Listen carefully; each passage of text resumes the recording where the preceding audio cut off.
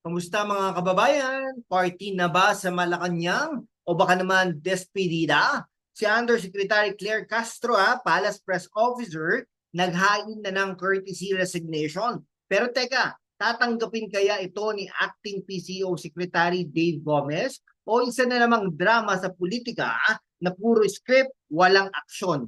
Okay mga kaibigan, welcome sa ating political deep dive na puno ng katotohanan, satire at konting chismis para sa spice. Dito, hindi kami natatakot magsabi ng totoo, pero gagawin natin yan with style at wit para sa ating mga kababayan dito sa Pilipinas at sa mga OFW sa US, Canada, Saudi, Japan at kung saan-saan pa.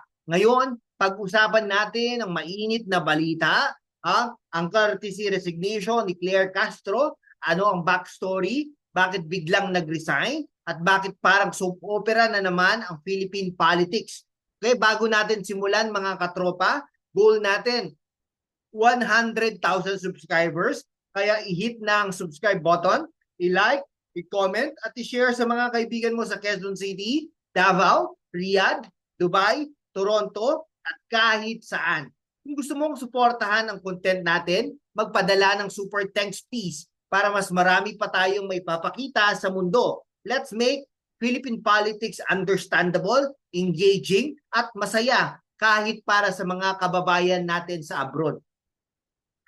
Okay, ngayon pag-uusapan natin ang resignation ni Claire Castro sa konteksto ng PCO revamp. Ano ang ibig sabihin nito para sa Marcos administration? Is this a sign of progress or another political stunt? Susuriin natin ang both sides, ang pro-Castro at anti-Castro na may halong data, history at global context. Kaya buckle up dahil ito ay ilang mga minuto na roller coaster ng katotohanan at tawa.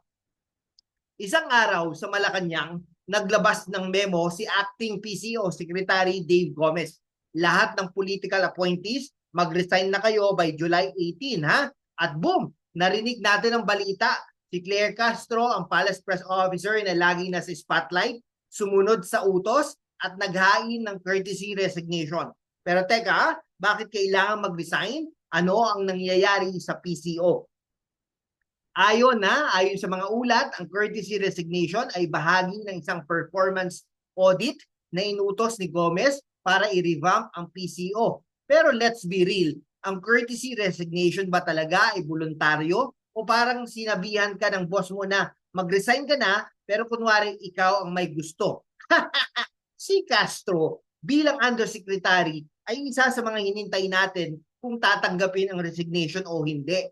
Sa ngayon, wala pang confirmation kung tinanggap na ito, pero ang memo ni Gomez ay malinaw. Magtrabaho pa rin kayo hanggat wala akong sinasabi. Kumbaga, itong PCO revamp ay parang reality show, Survivor, Malacanang edition. Si Gomez ang host at si Castro ay isa sa mga contestants na kailangan magbigay ng resignation letter para lang makita kung sino ang makakaligtas sa performance audit. Pero seryoso mga kaibigan, hindi ba't paulit-ulit na lang itong ganitong drama sa gobyerno natin? Parang teleserye na laging may to be continued sa dulo. Kung nai-enjoy mo ang talakayan, i-like at i-share na sa mga kaibigan mo sa Dubai, Hong Kong at Singapore. Huwag kalimutang mag-comment ano sa tingin mo ang tunay na dahilan na resignation ni Castro? Sabunutan na ba sa PCO? Si Claire Castro mga kababayan ay hindi lang basta undersecretary ng PCO, kundi isang abogado at Palace Press Officer na laging nasa gitna ng kontrobersiya. Mula sa kanyang mga pahayag tungkol sa mga resignation like yung kay ERC Chairperson Mona Lisa Di Malanta hanggang sa mga akusasyon ng gaslighting sa social media, si Castro ay parang magnet ng drama. Pero to be fair, may mga nagagawa rin siyang maayos tulad ng pagiging spokesperson ng Malacanang. Pro-Castro side, no? Sabi ng kanyang mga supporters, si Castro ay isang dedicated public servant na laging handang magbigay ng impormasyon sa media. Siya ang mukha ng transparency ng Marcos administration, lalo na sa mga press briefings. Pero sa kabilang banda, ang anti-Castro camp ay nagsasabing siya'y masyadong defensive, lalo na sa mga isyong tulad ng Eden Santos controversy, kung saan inakusahan siyang nagpapakalat ng unsubstantiated figures. Ano ang katotohanan? Kung si Claire Castro ay isang superhero, ang superpower niya ay ang spin control. Pero minsan parang ang spin ay umiikot pabalik sa kanya. Halimbawa sa X, may mga nagsasabing si Castro ay nagtatanga-tangahan daw sa ilang issue. Ouch! Pero seryoso, kapag ikaw ay nasa hot seat ng Malacanang, paano mo nga ba babalansahin ang loyalty sa boss at ang katotohanan sa publiko? Kaya mga kababayan, sa Los Angeles, Sydney at Doha, kung agree ka sa analysis natin, i-hit na ang subscribe button, mag-super thanks na rin please para may pagpatuloy natin ang ganitong content. Ano ang tingin mo kay Castro? Hero ba o kontrabida? I-comment down below. Ang PCO revamp ay hindi nag-iisa. Sa buong mundo, kapag may bagong liderato, madalas may ganitong resign all strategy. Halimbawa, sa US, kapag may ganitong administrasyon, bagong administrasyon, karaniwan ang cabinet reshuffles. Pero sa Pilipinas, parang may mas theatrical ang dating, parang Game of Thrones. Pero sa halip na sorts, resignation letters ang hinintay natin. Ang tanong, is this revamp a genuine effort to improve efficiency or is it a power play to consolidate loyalists? O ayon sa Philippine News Agency, ang layunin ng resign all order ay bigyan ng free hand si Gomez para pumili ng kanyang team. Pero let's break it down.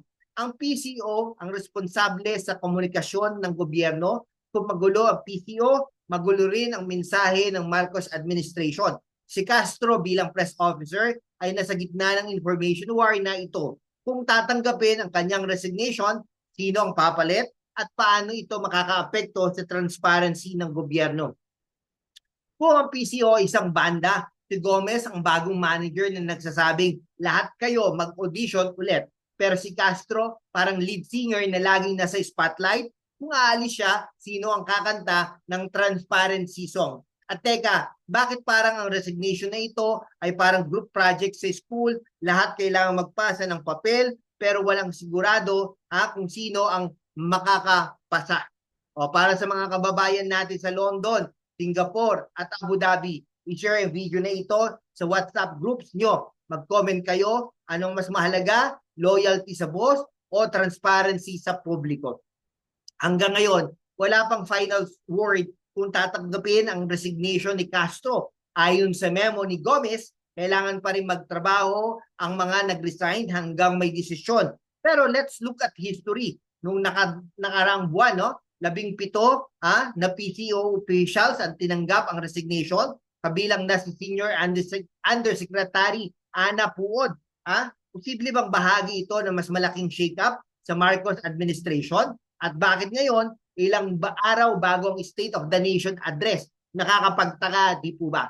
Sa isang banda, ang pro-Marcos camp ay nagsasabing ito ay para sa efficiency, kailangan ng bagong dugo sa PCO, pero sa kabilang banda, ang mga kritiko ay nagsasabing ito ay political maneuvering para alisin ang mga hindi loyal kay Marcos, lalo na't mainit ang Marcos Duterte feud.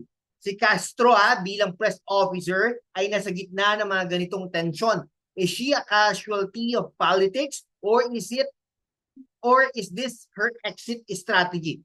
Kung ang Philippine politics ay isang teleserye, ito na ang episode kung saan naglalabasan ng mga plot twist. Pero seryoso, mga kababayan, ang resignation ni Castro ay hindi lang tungkol sa kanya. Ito ay tungkol sa direksyon ng Marcos administration. Kaya naman, let's keep the conversation going. I-comment ang inyong theories sa baba at huwag kalimutang i-share sa mga kaibigan mo sa Jeddah, Vancouver at Melbourne. Okay, kung gusto mo updated sa political drama, subscribe na. Mag-super thanks na rin please para maipagpatuloy natin ang ganitong content. Para sa mga OFW ano ang take nyo sa PCO revamp? I-share nyo sa comment section. So mga kaibigan, ano ang natutunan natin?